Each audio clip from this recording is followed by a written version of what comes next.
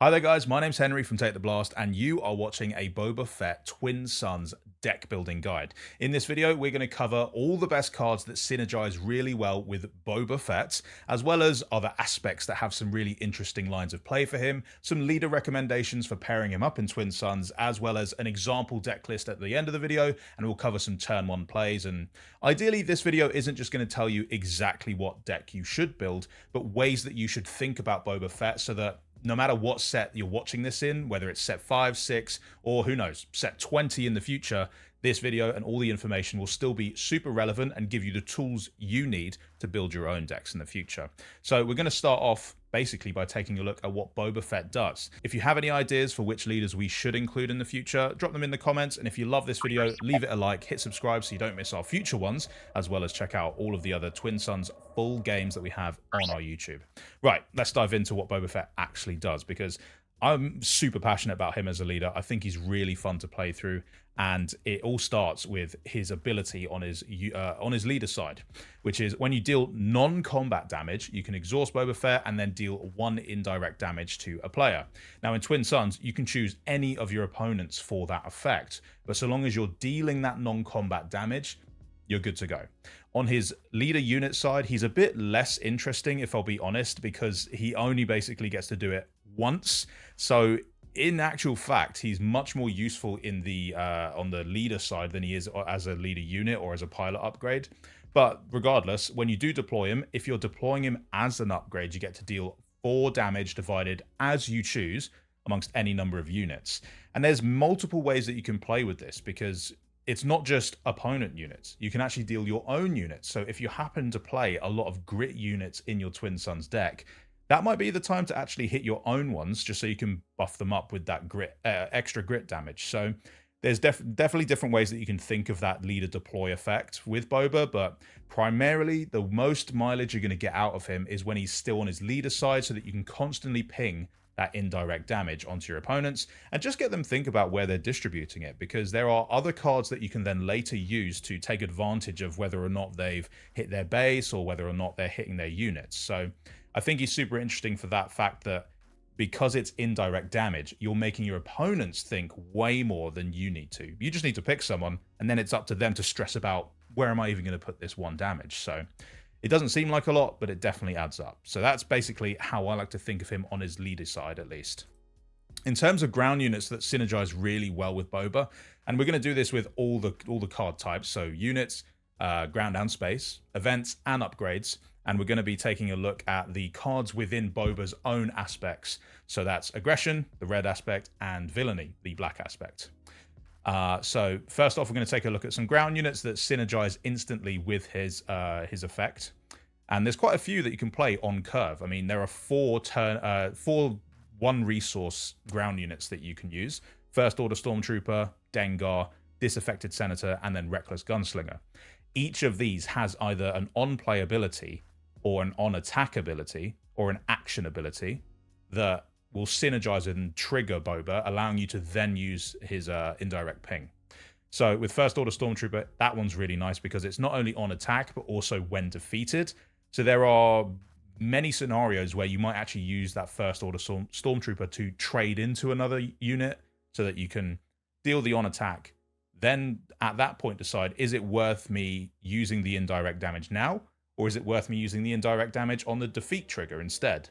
Dengar, similarly, is also quite cool because he can be used in multiple ways. It's, you could think of it as playing an upgrade on an enemy unit and then being able to, first off, ping damage with Dengar and then trigger the indirect. Or it could even be that you decide to play a pilot on your own unit that has grit and then give it extra grit just by deciding, I'm going to hit myself with the indirect damage. So I can basically get 2 damage onto that grit unit, and now it's 2 power stronger. So it's a very clever way of thinking of it. Reckless Gunslinger is a pretty obvious one because you get to just hit everybody's base, and then if you're playing first and you have the initiative, you can basically hit someone's base for 2 on your very first play of the game, which it's just a fiery way to start off. Ruthless Assassin's a bit of a weird one. I wouldn't always recommend it because it's quite a significant amount of damage to deal to your own units, but it is important to remember that Boba just cares about non-combat damage. So even if you're damaging your own units, that still counts, and that will still trigger him. So think about the kind of units that have that similar effect in other aspects, and we'll cover those too in a sec. But there are fringe cases where the Ruthless Assassin is a good shout or not. Allegiant General Pride and the OOM Series Officer, both incredible cards for their own right. I mean, OOM Series Officer, great if you're playing exploit cards, for example, or if you're pairing Boba up with Thrawn, because you can obviously trigger that twice, deal 2 damage or 4 damage to a base, and then do your ping as well. So potentially hitting someone's base for 5 with a 2-drop, not too shabby. In terms of 3 and 4s, we've got a couple options here. Saw Gerrera is just an incredible card in Twin Suns because it affects more players. In Premier, it's already pretty good, and it already makes people double think about how they're going to play their events, whether they need to deal with Saw first, or whether they're just going to eat that damage. If you multiply that by however many players that you're up against in Twin Suns, the effect is even greater. So he, Dengar, and Heavy are incredible options at the 4-drop. Obviously, to play Saw Gerrera, you're going to have to sacrifice that extra flexibility of having the another aspect available to you in deck building, because you're going to have to play 2 red pips. But I still think it's actually kind of worth it at the 6-drop, because it just gets people thinking as you're getting closer to the end of the game, do I actually have what it takes to win if I'm going to have to eat that Saw Gerrera damage? Plus, it then lets you trigger a ping with Boba. So, great cards there. In terms of the higher end, still just as many amazing options in Aggression. IG, Seventh Sister, Chrysanthemum. These are all cards that in some way will help you trigger Boba. They're a bit more fringe case. Again, IG does have to hit damaged ground units with that on attack, but this is why that indirect damage is so important for Boba, because if the other players in your pod are thinking, no, I'm going to protect my base, I'm just going to put those little bits of indirect damage here and there on my units, that basically almost guarantees that IG-11 is going to have a target to hit with the 3 damage. And if you manage to, I don't know, swing on their base and then also clear a unit, you're now free to perhaps hit their base with your indirect damage ping from Boba. Very smart way of playing it. Darth Vader, bit of a weird one because it does have to be piloted in order to have that effect, but even so, a 7/7 at 6 aren't the worst stats out there. Sure, there are better, but 7/7 is still pretty significant if you're playing him on the ground, but you want to see him as a pilot if you want to also trigger Boba, so that's one thing to consider. War Juggernaut is just an obvious pick. If you're playing red in Twin Suns and you don't have War Juggernaut in your deck, go back to the drawing board. It needs to be in there. The fact it can hit many more amounts of units, and if you're playing against token decks, it wipes them out. If you're just playing against people that are swarming, your War Juggernaut is going to be enormous. Sometimes, and it's weird, sometimes it can actually get too much damage. So it can be too powerful in that you can't really even swing with War Juggernaut because you're going to put someone in a really perilous position that they might get killed by the player after you. But it's still a fun one to have. I mean, having a 15 power unit, sign me up. Sign me up any day of the week. Similarly to that, we have the Heavy Persuader tank and Count Dooku and Palpatine. So these are very much your upper end of cards that immediately synergize with Boba. They are, when you play them, you know for certain that you are also going to get to trigger Boba. The reason I didn't include Crate Dragon in this is I've heard from a lot of different players in Twin Suns, and you might disagree, you might have different mileage. They don't tend to see games go long enough to even think about playing cards like Crate Dragon. I personally disagree, and in our pod, we've had tons of games that have gone to 8, 9, 10, and even more amounts of resources on the board just because everyone's keeping each other in check and no one is getting themselves into a winning position immediately, whether that's with delaying effects, with Super Laser Blast, exhausting everything. It does happen, and so you could think about Crate Dragon, and Crate Dragon would trigger Boba, which is very nice, but I haven't included it in this video purely for that reason, that I know some of you guys are a bit even dubious about including 8 drops, let alone a 9 drop, so one to think about if you do have Crate Dragons available. Space units, pretty simple to be honest. It's anything that happens to have a when played ability that deals damage, an on attack ability that deals damage. They are your bread and butter, especially when defeated. One of my favorites on this list is the Droid Missile Platform, because that when defeated trigger of dealing 3 indirect damage is huge at that stage of the game. You can put a lot of early pressure onto someone, because having to divvy up 3 damage either on their base or between any remaining units is quite tricky at that point, because a lot of players will see themselves losing footing very early in the game. So you can just pour a bit of pressure on, or maybe even just use that in a political way. You could say to someone, well, okay, I'm not going to hit you with this indirect damage, but you need to remember that. You need to like team up with me a bit later on in the game. Just remember, I've not given you 3 damage to worry about now.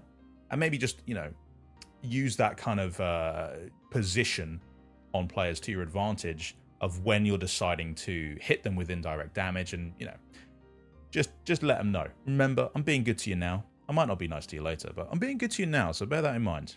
The TIE Dagger Vanguard is a great removal option from the Villainy, because, again, similarly with IG, if you're hitting players enough with indirect damage, there's a good chance that some of it is going on their units, and the TIE Dagger can then just swoop in, immediately clear them, and then let you trigger another ping damage on them. And that might go to base, might go to their next unit. If it goes to their next unit, that's fine, because you'll have a unit like IG coming up later that can potentially deal with that at a later date. So a lot of great early drops for space units that I really love. TIE Bomber is one of the best ones for it, because you can just aim for base and just see what happens. And then if you manage to get Darth Vader on him on turn 2, it instantly becomes a threat that players have to think about, and they have to trade into it in really ugly ways that don't benefit them. Whereas you still get to probably apply damage onto their base, ping something, maybe even like clear multiple units and hit. You could hit all 3 of your opponents with Vader, I'm pretty sure, if he's piloting a TIE Bomber. So those two together particularly synergize well. And then there are some pretty obvious things in the 4 drops and above, because we've got something like Fett's Fire Spray, which is immediately synergizing. When a card literally tells you this is meant for this leader, I mean, in the case of Fett's Fire Spray, it deals 1 additional indirect damage if you control Boba Fett. So it's an obvious win in this deck, because you're getting to, when played and then on attack, if it still sticks around, 2 indirect damage every time. Great card, and an ideal thing for Boba to later pilot as well. Ruthless Raider, another easy win in this deck, as is Imperial Interceptors as another bit of removal, kind of like the TIE Dagger, but just a little bit juiced up and without the restriction of needing to target a damaged unit. And then Devastator is quite possibly the most important of the upper end space units for this deck, because if you get to the point where Boba Fett's been defeated, but you're able to get the Devastator out, every time you now do your indirect damage ping, you can choose exactly where it goes. So that becomes an amazing bargaining chip, because you can ask the rest of the pod, guys, where do you think this needs to go? I can help you out here. Or maybe you just want to full focus the weakest player and try and clear them, and that 1 extra damage could have been a difference maker. You never know. Again, you can also just decide where you want to put it on your own units, but that was always the case without the Devastator anyway. So some really awesome units up top that I think synergize very well with him in red-black. Events, loads of events, mainly red events, because red events typically deal damage, whereas other events either defeat units. And what we're interested in is making sure we actually cause damage and not just defeat things. So some of the key events in this regard are cards like Shoot Down. Shoot Down is possibly the best 2-drop event for Boba Fett, purely because if an opponent is playing a space unit that has 3 health, you hit it with Shoot Down, you then get to hit their base for 2 damage because of Shoot Down's effect, and then ping them again, which will probably have to go on their base as well. So on turn 1, you can hit a player with 3 damage, then they get the blast token on them as well. Maybe they're up to 4 damage already. It's a huge gap to put on a player early. So if someone is playing a base that has extra health, like Colossus or Data Vault, your opponents will not mind if you do this, because they'll say, yeah, that's fair enough. You're just leveling the playing field. Totally get it. There are some other fringe case cards here that you may or may not include depending on traits. So for example, Force Lightning doesn't necessarily synergize with Boba unless you have a Force unit out as well. So that one you could maybe you can take it or leave it, I suppose, because although the initial effect is very useful, especially if you're playing against someone that has Django deployed, for example, using Force Lightning on them is great because the Django exhaust effect is now gone, so you don't have to worry about any tricky War Juggernauts coming out straight after. But it only really synergizes if you have a Force unit as well. But all of these other cards, deal damage regardless. So apart from Force Throw, again, that's another one that requires the Force trait. But yeah, everything else here at least guarantees that you're going to deal damage, so long as you're using them in the correct way, which then helps synergize with Boba Fett. We've also got more events at the top end. We've got Aggression, which is another one that's slightly limiting in that you probably only would consider using Aggression in a double red deck. But even so, at 6, it's quite powerful. It's not the most. It's not as powerful as Vigilance maybe is. Paying 6 for Vigilance, most people are okay with that. Paying 6 for Aggression, some people think that's a bit too much. Really depends on the scenario that you're in at the time. It's, in my opinion, Aggression is incredible because it can defeat 2 upgrades, and that is any upgrades. So if you think about the amount of pilot leaders people are trying to use right now, you can spend 6 to kill 2 pilot leaders, then deal 4 damage to a unit, maybe killing the remaining unit of one of those players, or just killing the third player, their unit. Then you get to ping. Incredible. So for me at 6, it's not too bad because that's the equivalent of playing 2 confiscates and then an open fire, which would normally cost you 5 and it would cost you 3 turns. Whereas Aggression gets to do it all in one. So if action economy isn't really something you care about at the time, Aggression's not bad for 6. Better for 4, obviously, not bad at 6. The rest of these are all pretty self-explanatory. They all just deal damage straight up. Some of them synergize with specific traits such as maximum firepower.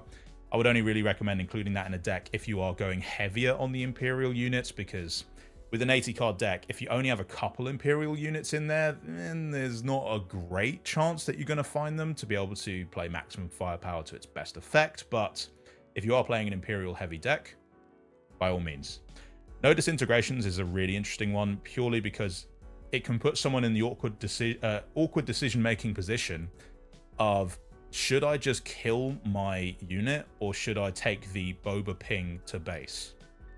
And if they do decide to leave their unit available, first off, well, nice, you got some damage on base. Secondly, another player can probably easily deal with that unit for you, so you've got great bargaining power with no disintegrations because you can say it's for the greater good of the whole pod. Next, we'll take a look at upgrades. There's slightly fewer of these to worry about, and for most people, you probably won't really need to worry about upgrades. If you're playing pilots, you kind of already have enough cards that can be attached as upgrades that will deal effects, but depending on the type of deck you're playing, for example, if you're playing a force-heavy deck, Fallen Lightsaber, an easy win, because that can just be you know what, it's even better if you're playing a force leader, so Maul or Vader or Dooku, anything that can easily attach onto that Fallen Lightsaber, you might as well include it because it can at least just make your leader even more powerful. But if you're playing force heavy, it's the added bonus of being able to just spread damage and then also ping and indirect is a smart way to go. Holdout Blaster is quite nice because it basically can go on anything so long as it's not a vehicle, and it does still let you trigger Boba. So sometimes if someone's in a really bad spot, that might be a nice way to be able to clear a Sentinel out and then hit their base, or it just at least adds a little bit more damage for people to think about when you then later go to attack with that unit. Vader's lightsaber is a bit more fringe because it kind of has to go on Vader for it to do anything outside of it's just +3/+1. So if you're not playing Vader units, don't bother with Vader's lightsaber, obviously. But it's one thing about, I mean, it's a good upgrade in terms of its added stats. So it's a nice one. I sometimes like to use. Twice the Pride is a bit of a weird one because the damage that you're dealing is technically on your own unit, but you do still get to trigger Boba and ping someone.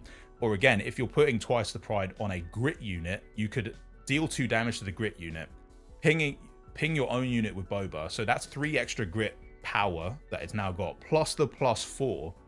You can effectively +7 a unit in one action, which is a huge amount of power that can really just throw everyone else's maths off, which throws them into disarray. You swing before they even know what's going on, and hey, you win the game. With that all being said and done, red and black isn't the only color that you're going to be building in, so we should take a look at some leader pairings, and we're going to start off with a very obvious one, and in fact, this is going to be the deck that we talk about at the end of the video, and that's pairing him up with Cad Bane and adding Cunning as an aspect available.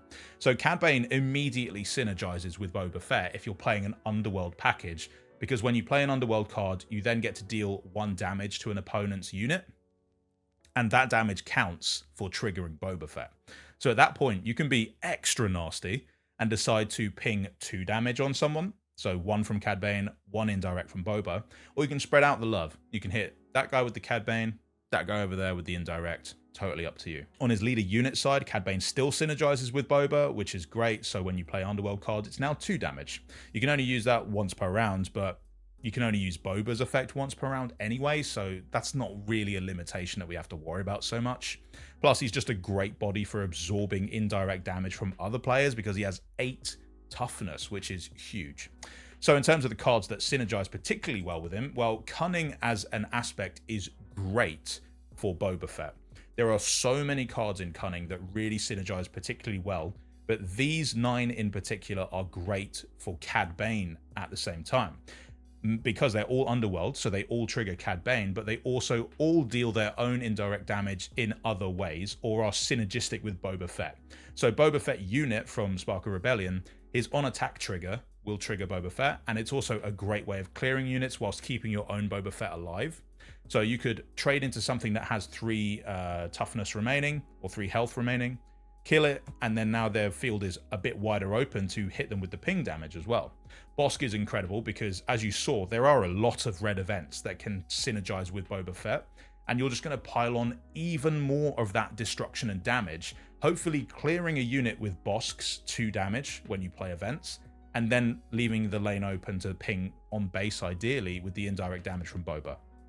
The rest of these are all pretty obvious. McClunky, Boba Fett when he attaches as an upgrade, Greedo, Proxima, and then Fett's Fire Spray. The reason I've included that is, technically, no, it doesn't synergize with Boba Fett's leader action, but it does synergize with the fact that playing on curve, Fett's Fire Spray will come in ready for you to flip Boba Fett onto and swing the same turn for 9 damage, because Boba Fett adds a +4/+4 to the vehicle that he attaches to. So that's just quite a nice synergy for being able to still swing the same turn with Boba without having to deploy him onto an exhausted unit. So Ruthless Raider is a nice unit for Boba to go on, but when it comes in exhausted, it kind of feels bad when you deploy him onto that and it's exhausted because you don't get to then swing for 8 the same turn. But that problem doesn't exist with Fett's Fire Spray, so that's the reason I've included it here, even though it doesn't have that innate damage dealing mechanic. It sort of helps you deal damage because you can swing same turn. I was mentioning Grit earlier, and the reason that we're going to talk about Grit is because Kira is an incredible leader for applying that Grit damage in the Vigilance shell. So Kira, her action does let you trigger Boba Fett, deal 2 damage to a friendly unit, then give a shield token to it. Now, while it does cost 1 resource to use as an action, which I typically feel a bit tough with when I'm making Twin Suns decks because it limits how on curve you're playing. But with Kira, it's interesting that you can deal 2 damage to a gritted unit on your side, shield it, then ping the indirect damage, and because indirect damage is unpreventable, shields don't get defeated by it. So that extra damage can go on the very same unit that you just damaged and put a shield on, and it still preserves the shield, but now it's got 3 damage to add to its grit value, which is incredible. Similarly, when Kira deploys, obviously everything on the board is getting damaged. So Boba now gets to ping, and it makes the decision making of where opponents are putting indirect damage even harder, because there is a very good chance that any cards you play after that that deal indirect damage to an opponent will probably defeat a unit, or at least put their units in a really tough spot. So Kira is quite a fun one to pair with Boba for that very reason. And Vigilance, while maybe not the most compatible innately with Boba Fett's mechanics, does have a couple of cards that are worth considering if you're going to build in this way. So Banshee is a very obvious one with an on attack, and you'll see that most of these will have a when played that is useful, but realistically they kind of only get to their best or peak performance once they've been played and then are ready to attack again. So Banshee has that on attack that lets you deal damage to a unit equal to the damage on that unit. So again, that's really useful for that Kira effect, where you could play Banshee, damage Banshee, add another indirect onto Banshee, and now every time it attacks, it's going to deal 3 damage to a unit, which is great. The First Light is an obvious one because when you smuggle it, deal 4 damage to a friendly unit, you will have now grit on everything. So if you've been playing it smart and distributing your own indirect damage or other players' indirect damage in ways that keep your units alive, keep them relatively safe from being wiped out, well, now you have the power of everything being gritted up. So very useful. Plus you get to ping. If you need to like add another little bit of damage somewhere, you could put it on first light because it doesn't come in damaged, but you could smuggle out first light, then put 1 damage on it, and now it's a 5/6. It's pretty powerful. Death Trooper is an easy one. I mean, it deals damage immediately when you play it, which is kind of the preferred way to deal with Boba Fett. You want things to happen quickly. You want it to be when played, ideally. When it's not possible, you just want to make sure that it's something you can do multiple times. So Dr. Pershing, as an action, can deal 1 damage to a friendly unit, then trigger Boba. These are all pretty simple things. It Binds All Things is another one of those force-restricted cards that won't go in every deck that you build with Boba Fett, but if you are going force-heavy, makes sense to include that. Devastating Gunship is kind of only in there for the grit, to be honest, but it's when played can come into play more often than you think if your opponents have been distributing their indirect damage onto their units. So I would say that Devastating Gunship maybe isn't necessarily the best card for Kira, but it's certainly one of the better cards for Dooku, for example, because Devastating Gunship can come out on curve with Dooku's exploit effect, because it's a separatist card, which can let you defeat something that you maybe pinged with indirect damage the turn before. And then Trace and Silver Angel, I would say you need to include both of these realistically for it to work. And Trace kind of needs to be piloting the Silver Angel to get the most out of it, because without the other doesn't really work for Boba Fett at all. But it can become a really problematic unit for people to deal with, because it becomes a 3/5 if Trace is piloting it, and every time it attacks, you'll be able to heal and then ping someone and then hit someone with Boba Fett. So it becomes this amazing 3-for-1, or I suppose 3-for-2, because you need the 2 cards. But yeah, those two are great together, but I wouldn't include them if you don't think that you're going to find both cards reliably in your Twin Suns deck. Maybe don't include them. But Vigilance is a bit more restricted than the other aspects, I would say, but it's still a fun one to think about. And you know, I figured we would cover every possible synergy rather than just focusing on the very best ones, because later on down the line, Vigilance might become way more powerful and more synergistic with Boba Fett. And hopefully seeing the way that the current cards fit in will let you know that, okay, anything that does get revealed or added in a later set could still be something to consider and think about when you're building future decks. So with that in mind, though, we'll move on to possibly the second or even the most synergistic aspect for Boba, and that is command. And I've picked Emperor Palpatine again because he immediately synergizes with Boba, because he is dealing damage as well. So when you deal 1 damage, or when you defeat that friendly unit, you might want to think about when defeated effects that deal damage, such as that OOM series officer we mentioned, the 2/1 that deals 2 damage to a base when defeated. And then also the 1 damage that you deal to any unit will trigger Boba. Plus you get the card draw, which is really nice. So I think Palpatine's a fun one to think about for Boba Fett. He does come out quite late, and like I mentioned, I know some of you guys think that 8 drops, 9 drops are a bit too much for the pods that you play in if they are particularly aggro. But the fact of the matter is, Palpatine with Boba often will give you a huge amount of choice when it comes to Palpatine's deploy, because like we said, it's very common for your opponents to think that they're balancing the books very cleverly. They think, oh yeah, I've spread out my indirect damage, everything's going to be fine, I don't need to worry about if it's on my base or my units because it's all quite equal right now. That just means that when you deploy Palpatine, you've got your pick of the bunch. You could probably take any of the units on the board because you've been hitting them here and there with little bits of indirect damage, and now you can just take the best one for yourself. So Palpatine's deploy is particularly powerful for Boba Fett if you've been able to get the indirect damage to go where you want to. And it might take a bit of politicizing your opponents and saying, well, you know, you could always put it on that guy. I mean, he's got tons of health, so it's not like you need to worry about it. And then you'll flip, and by then it's too late for them. So that's a fun one to think about. And then Command has tons of cards that work very well for Boba. So I've got 12 here in particular that are particularly juicy. Devastator, I included Devastator purely because I wanted to put a big triangle in here somewhere and not just the other Devastator. But I mean, the fact that you could put 2 Devastators in a deck is quite fun. Crosshair is an interesting one because it deals damage as an attack if you're using his action. So that's a fun way to maybe pile on the pressure on someone by buffing him up. hitting someone with 3 damage using his action, and then pinging them again with the Boba Fett effect. So Crosshair's a great shout.